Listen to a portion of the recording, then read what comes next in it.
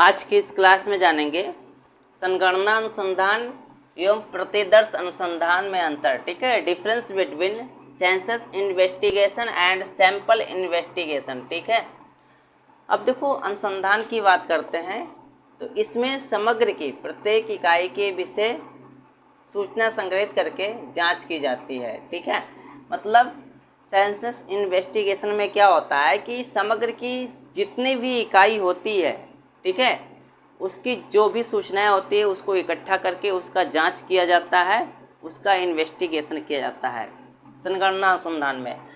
और इसमें समग्र से प्रतिनिधि इकाइयों का चयन कर मात्र उनके बारे में ही जांच की जाती है। और मतलब इसमें क्या होता है कि जितने भी सैंपल होते हैं उसमें से किसी एक सैंपल का चयन करके, ठीक है, उसकी जांच की जाती है।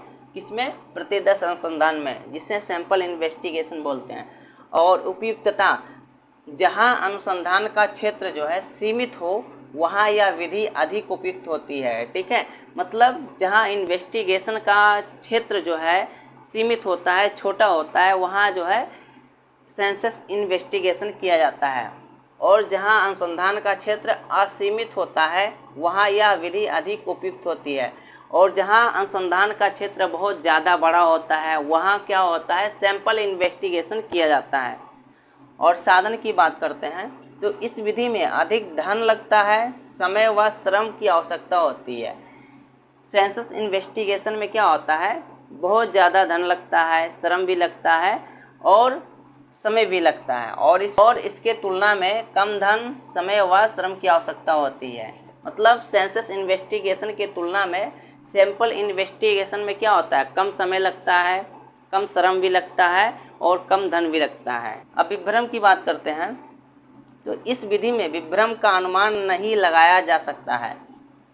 और इस विधि में विभ्रम का अनुमान जो है पर्याप्त सीमा तक लगाया जा सकता है।